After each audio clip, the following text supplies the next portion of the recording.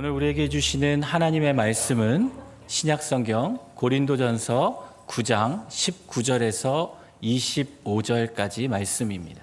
신약성경 273면에 있습니다.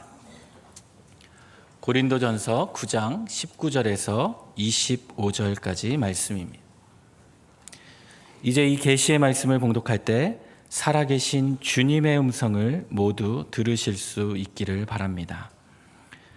내가 모든 사람에게서 자유로우나 스스로 모든 사람에게 종이 된 것은 더 많은 사람을 얻고자 함이라. 유대인들에게 내가 유대인과 같이 된 것은 유대인을 얻고자 함이요 율법 아래에 있는 자들에게는 내가 율법 아래에 있지 아니하나 율법 아래에 있는 자 같이 된 것은 율법 아래에 있는 자들을 얻고자 함이요 율법 없는 자에게는 내가 하나님께는 율법 없는 자가 아니요 도리어 그리스도의 율법 아래에 있는 자이나 율법 없는 자와 같이 된 것은 율법 없는 자들을 얻고자 함이라. 약한 자들에게 내가 약한 자와 같이 된 것은 약한 자들을 얻고자 함이요 내가 여러 사람에게 여러 모습이 된 것은 아무쪼록 몇 사람이라도 구원하고자 함이니 내가 복음을 위하여 모든 것을 행함은 복음에 참여하고자 함이라. 운동장에서 다름질하는 자들이 다 달릴지라도 오직 상을 받는 사람은 한 사람인 줄을 너희가 알지 못하느냐. 너희도 상을 받도록 이와 같이 다름질하라. 이기기를 다투는 자마다 모든 일에 절제하나니 그들은 썩을 승리자의 관을 얻고자 하되 우리는 썩지 아니할 것을 얻고자 하노라. 아멘. 리처드 바크의 갈매기의 꿈이라는 소설은 1970년 출판되자마자 미국 문학사상 최대의 베스트셀러였던 바람과 함께 사라지다의 판매 기록을 깨고 세계적 베스트셀러가 되었습니다. 그리고 전 세계에 번역되어서 많은 사람들에게 읽히고 필독서 중에 꼭 하나로 선정되고 있습니다. 저도 청소년기에 읽기는 했지만 무슨 내용인지 잘 이해도 안 되고 지루하고 재미없는 책 정도로만 기억되고 있었습니다. 그저 가장 높이 나는 새가 가장 멀리 본다라는 이 유명한 말이 그 책이 있다는 것 정도만 알고 있을 뿐이었습니다. 그러던 중에 어떤 계기가 돼서 다시 그 책을 읽게 되었고 성인이 된 지금에서야 왜 이 책이 그토록 많은 사람들의 사랑을 받으며 또 반드시 읽어야 될 책 중에 하나로 선정되고 있는지 그 이유를 알게 되었습니다. 제가 읽었던 부분 중에 인상 깊은 부분을 한번 읽어드리도록 하겠습니다. 대부분의 갈매기들은 비행의 단순한 사실, 즉 먹이를 찾아 해변에서 날아갔다가 되돌아오는 방법, 그 이상의 것은 배우려 들지 않았다. 그저 어부가 던져주는 고기를 먹기 위해 어선 위를 빙빙 도는 것이 생활의 전부였다. 대부분의 갈매기에게 중요한 것은 나는 것이 아니라 먹는 것이다. 하지만 이 갈매기에게는 먹는 것이 아니라 나는 것이 중요했다. 그 어떤 것보다도 나는 것을 좋아했다. 이 저자 리처드 바크는 책을 통해서 말하고 싶었던 것이 있습니다. 그것은 세상에 두 종류의 새가 존재하는데 하나는 먹기 위해서 나는 새고 다른 하나는 날기 위해서 먹는 새입니다. 그런데 이는 우리들이 사는 세상도 마찬가지입니다.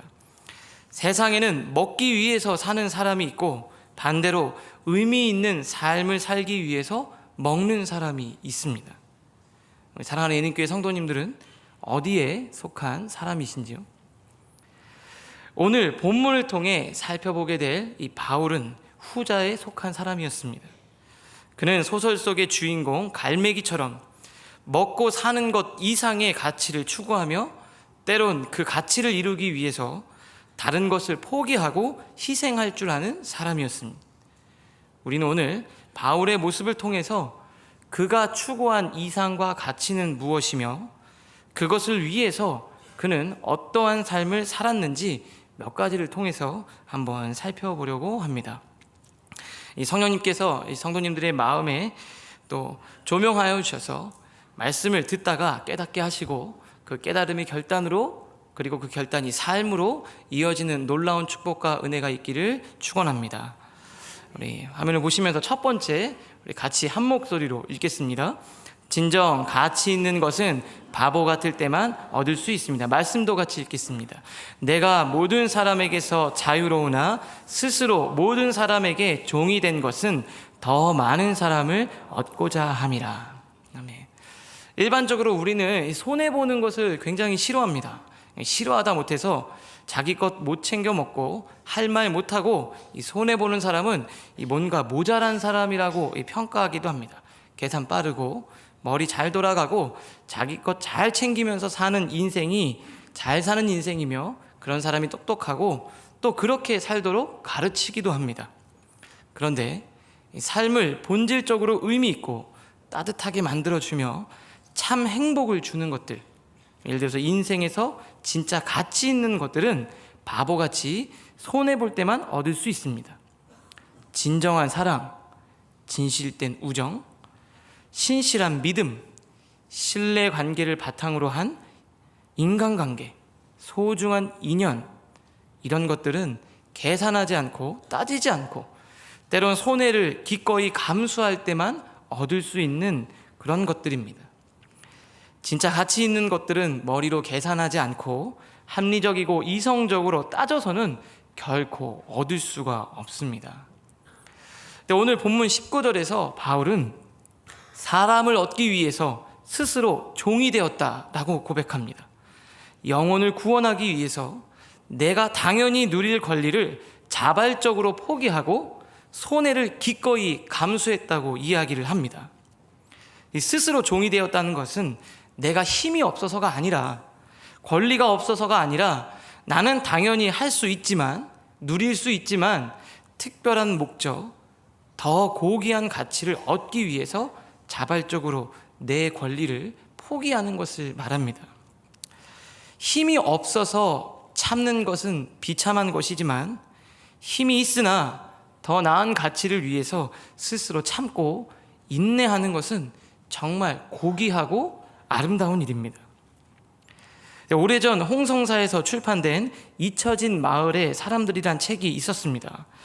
이 저자이셨던 목사님은 독일에서 공부하시고 한국에 들어와서 목회를 하셨는데 그 목회를 하면서 겪었던 일들을 담은 책이었습니다. 그 중에 한 가지 이야기를 들려드리고자 합니다.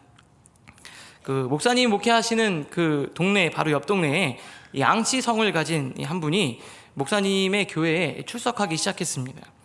그는 초신자였기 때문에 예수 믿는 사람으로서 어떻게 행동해야 되는지 전혀 모르는 상태였습니다.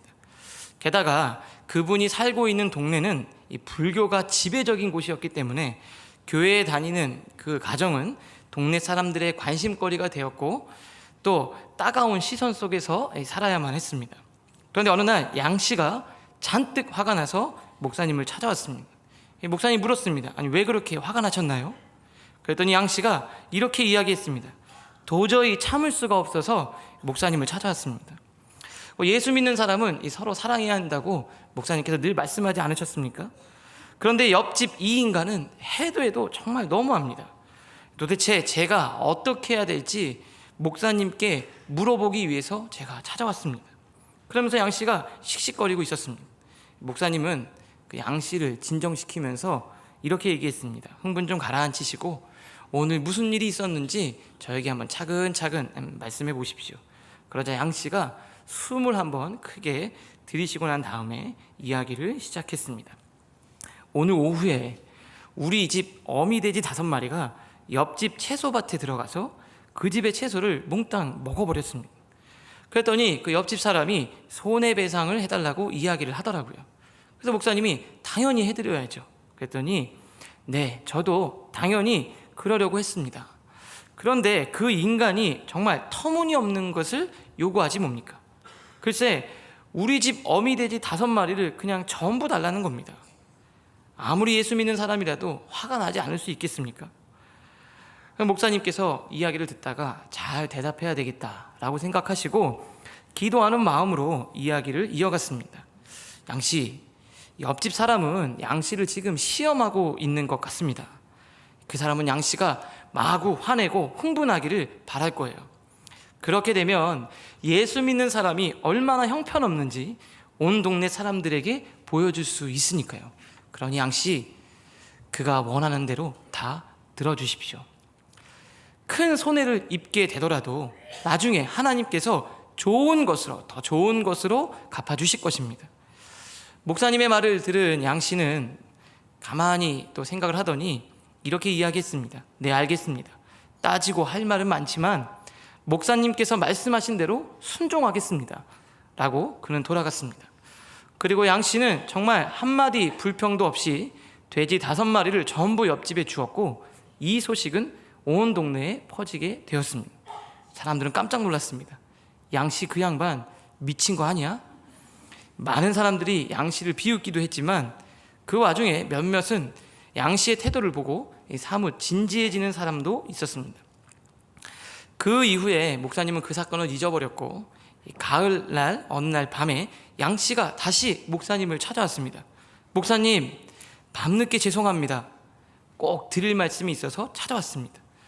그때는 목사님의 말씀에 순종했지만 사실 속으로 굉장히 분했습니다. 그래서 지금까지 잊지 못하고 있었는데 오늘 아침에 엄청난 일이 벌어졌습니다, 목사님.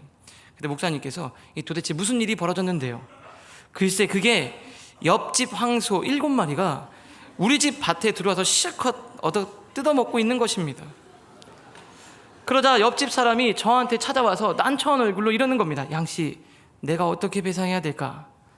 예전에 했던 짓을 생각하면 그 황소 7마리를 냅다 끌어오고 싶었지만 목사님께 이 말씀을 드리고 먼저 여쭈어봐야 할 것 같아서 이렇게 찾아왔습니다.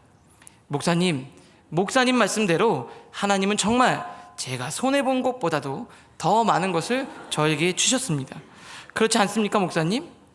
양씨는 정말 신이 나서 이렇게 이야기를 했습니다. 그런데 목사님은 그 기대를 저버릴 수밖에 없었습니다. 양씨, 우리는 예수 믿는 사람입니다. 악을 악으로 갚지 맙시다. 미워하는 마음 버리시고 그분에게 용서의 마음을 보여주십시오. 하나님의 뜻에 순종할 때 하나님께서 더 좋은 것, 더 많은 것으로 갚아 주실 것입니다. 이 이야기를 듣자 그 신났던 양씨의 얼굴이 침울해지고 올 때와는 달리 한마디도 하지 않고 고개를 푹 숙이고 돌아갔습니다. 그리고 그 다음날 저녁에 양씨는 또 다시 신이 나서 목사님을 찾았습니다. 목사님 말씀이 맞았어요. 하나님이 정말 더 풍성하게 채워주셨습니다. 어제 목사님이 말씀하신 대로 옆집 사람에게 아무런 배상도 요구하지 않았거든요. 그런데 오늘 오후 그 옆집 사람이 돼지 90마리를 끌고 와서 우리 집에 와서 저에게 주는 겁니다. 이 돼지는 전부 자네 걸세. 내가 자네 때문에 지난밤에 한숨도 못 잤어. 지난 일로 분명히 화가 났을 텐데 나한테 아무 말도 하지 않니?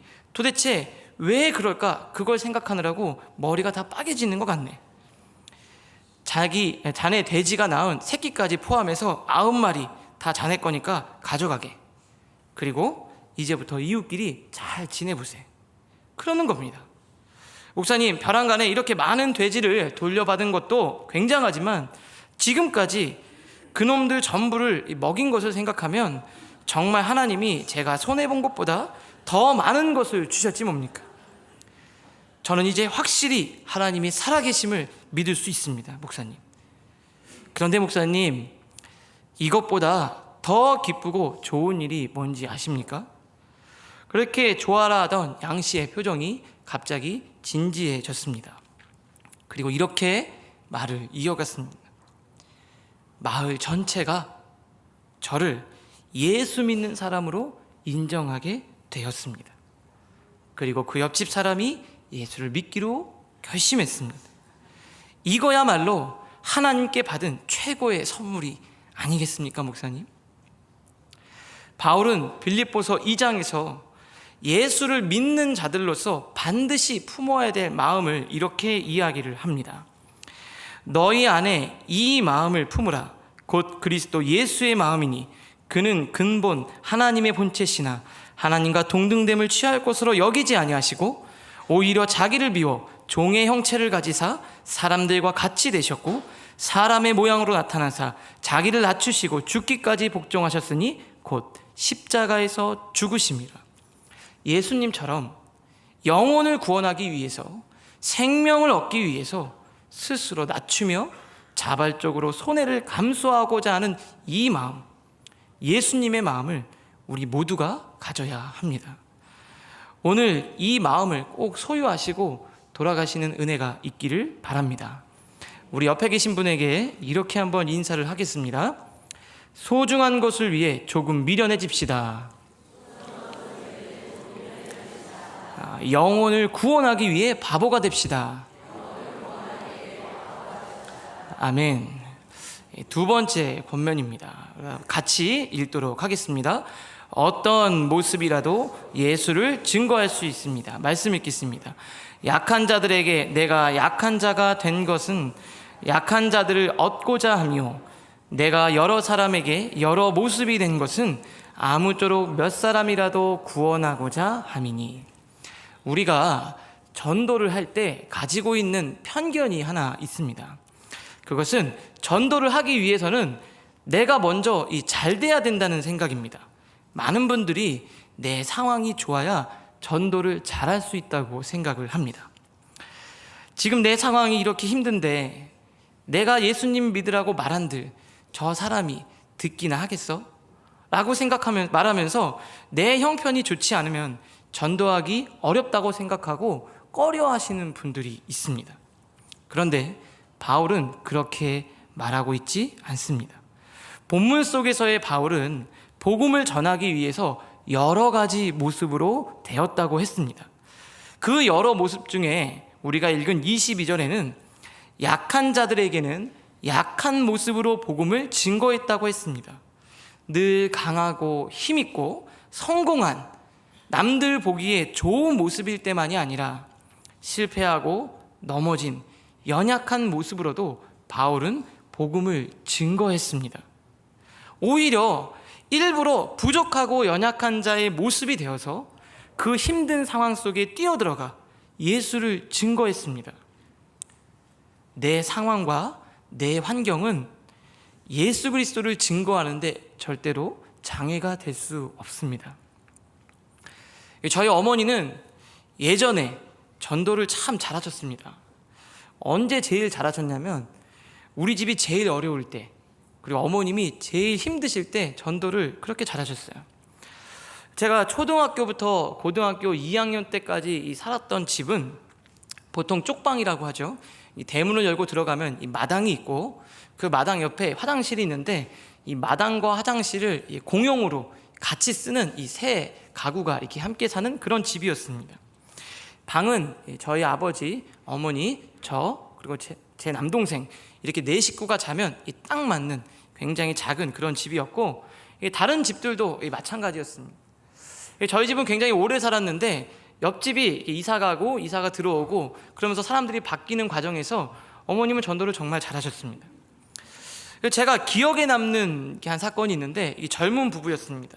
뭐 힘든 일이 뭐 그리 많았는지 굉장히 자주 이 부부싸움을 했던 걸로 기억이 납니다. 그럴 때마다 저희 어머니께서 세대 울지 마, 괜찮아, 반찬도 주시고 달래주시고, 저희 아버지는 뭘 그렇게 싸우냐고 그러면서 같이 밥 먹자고 그 좁은 집에 불러서 밥도 먹고 그렇게 잘 챙겨주시고 그랬습니다. 그래서 그랬는지 저희 아버지를 뭐 형님, 또 저희 어머니는 형수님, 그리고 저와 제 동생을 조카라고 하면서 그 아저씨가 맛있는 것도 많이 사주시고 그렇게 좋아해 주셨습니다. 그런데 하루는 그 아저씨께서 늦은 밤에 술을 드시고 저희 집에 오셔서 잠깐 들어가도 되겠냐고 저희 어머니께 물었습니다. 그래서 저희 어머님이 얼른 들어오라고 앉으라고 이야기를 했는데, 한참을 앉아서 고개를 푹 숙이고 한숨을 쉬고 있다가 이렇게 이야기를 했습니다. 형수님을 보면 아이 둘 데리고 이런 환경 속에서 정말 너무나도 힘들 것 같은데 늘 기뻐하고 그런 모습을 보면서 도대체 그 안에 뭐가 있는 것일까? 저는 이렇게 힘든데 어떻게 형수님은 그런 상황 속에서도 저렇게 기뻐할 수 있을까?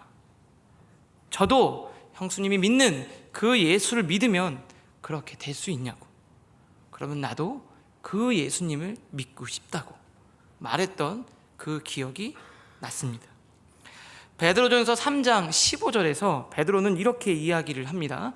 우리 다 같이 한 목소리로 읽겠습니다.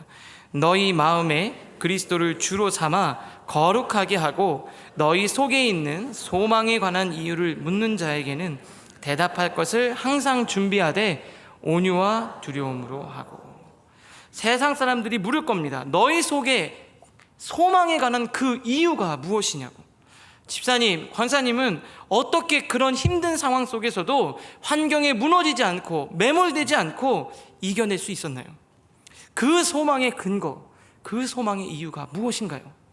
라고 묻는다면 이렇게 이야기를 해 주십시오.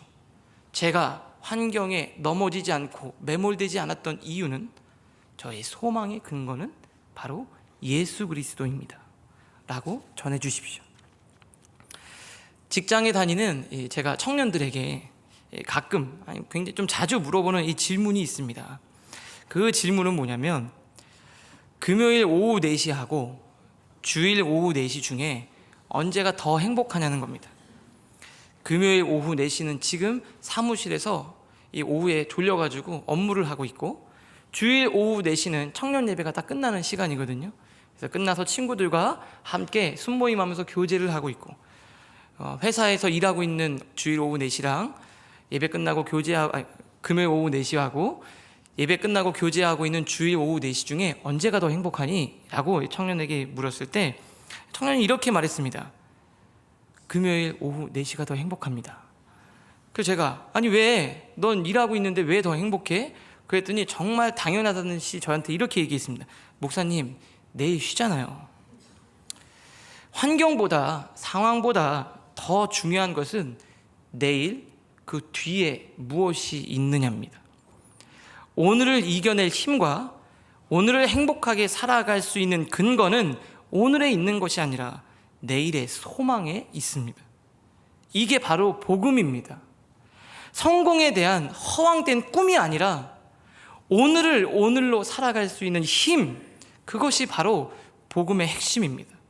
지금 아무것도 변한 게 없고 환경은 막막하지만 내일은 하나님이 선하게 이끌어 주실 거라는 믿음, 천국에 대한 소망, 부활에 대한 확신, 그것이 바로 오늘을 충실히 살아갈 수 있는 힘이며 바로 능력이 된다는 것을 전하는 것입니다. 이게 바로 내가 믿는 믿음의 실체고 내가 믿는 기독교라고 당당하게 외칠 수 있어야 하겠습니다.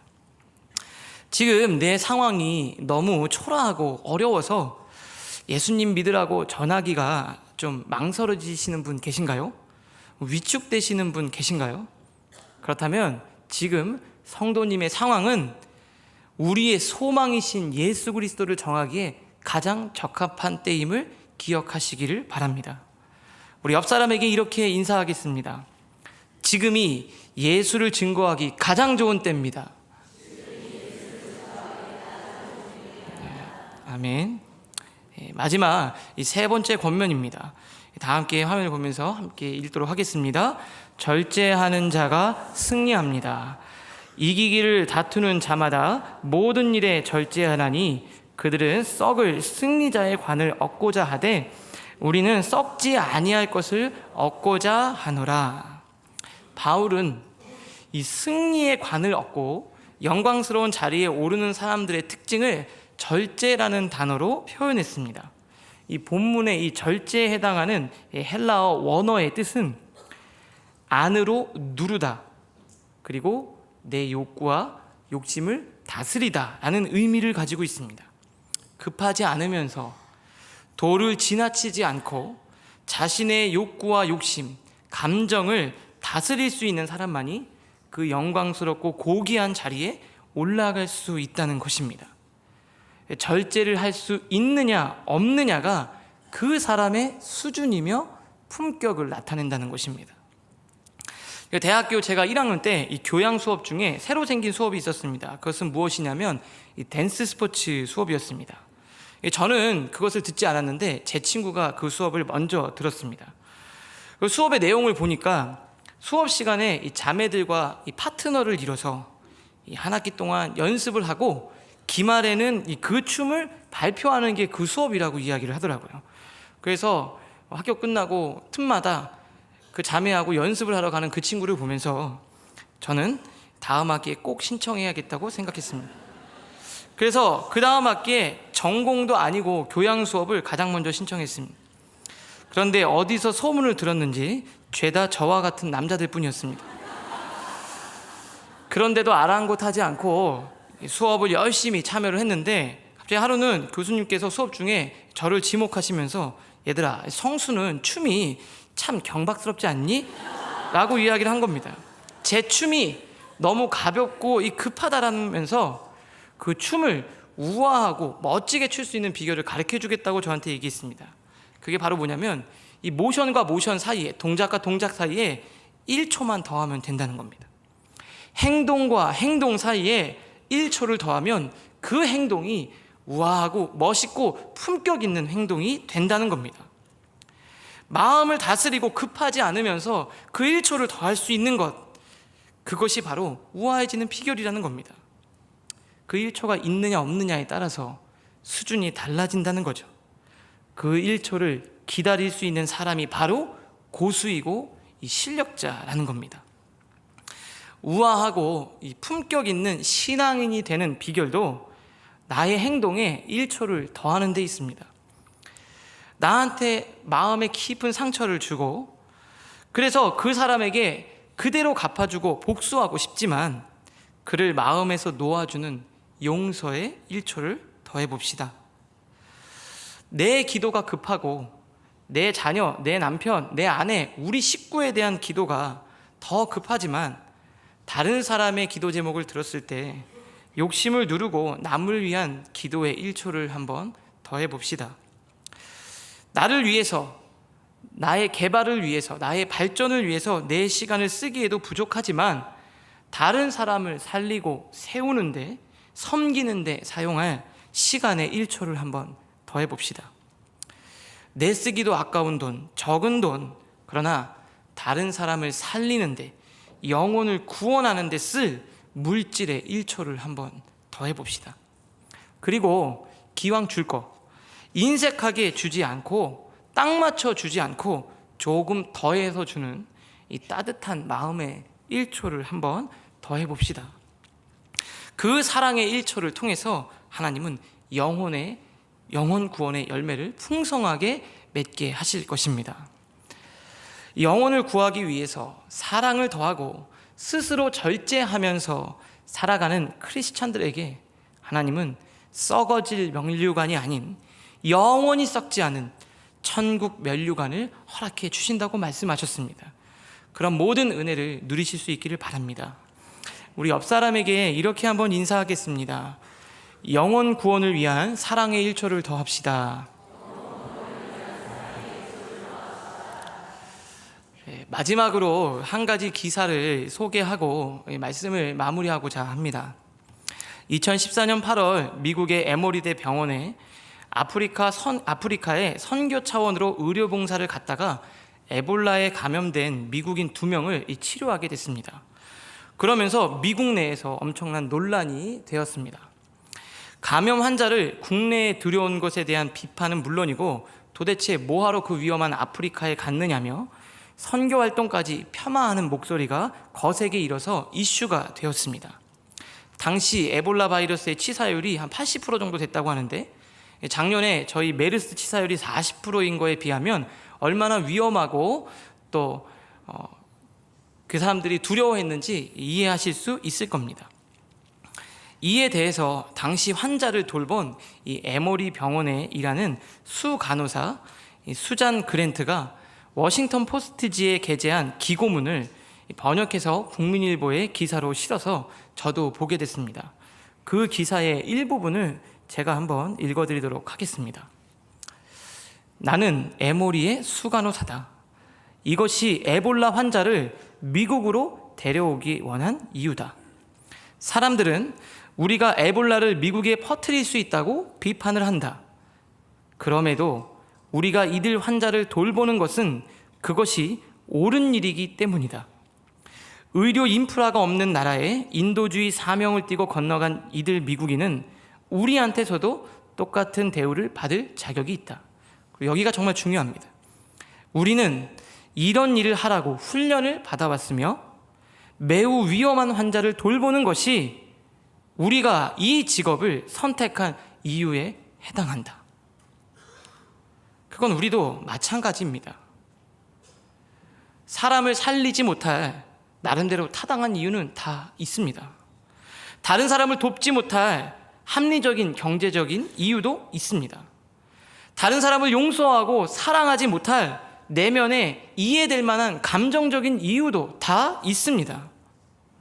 그럼에도 불구하고 영혼을 살리는 일, 그 일을 우리가 해야만 하는 이유는 그 일이 옳은 일이고 또 그것을 위해서 우리 모두가 부름을 받았기 때문입니다. 소명, 그것이면 이유는 충분합니다. 말씀을 준비하면서 많은 생각을 하게 됐습니다. 목회자로서 나는 정말 어떤 사람인가 다시 한번 깊이 생각해 보게 되었습니다. 마치 주님이 저에게 이렇게 질문하는 것 같았습니다. 신목사는 먹고 살기 위해서 예수가 필요한 사람이야? 아니면 예수를 위해서 먹고 사는 사람이야? 그 질문을 스스로에게 또 주님이 묻는 것처럼 던지면서 부끄러움과 죄스러움이 밀려왔습니다. 목회자가 되지 않겠다고 신학교를 떠났다가 다시 제 발로 걸어 들어온 그 이유가 내가 만난 그 예수님이 너무 좋아서 내가 만난 예수를 전하면 저들도 나처럼 저렇게 행복할 것 같아서 그 복음에 대한 열정으로 이 자리에, 이 길에 들어섰지만 어느 순간 복음에 대한 제 마음이 무디어지고 영혼을 구원하기 위해서기보단 마치 복음을 수단으로 내가 살아가고 있는 것이 아닌가 라는 생각을 하며 하나님 앞에 떳떳지 못한 부끄러운 마음 때문에 회개가 되었습니다. 사랑하는 성도 여러분, 먹고 사는 것, 생계에 밀려 영혼을 구원하는 일, 소명에 소홀하셨습니까? 이 시간 바울처럼 예수 그리스도의 복음을 위해 살아가기로 결단하는 은혜가 있기를 바랍니다.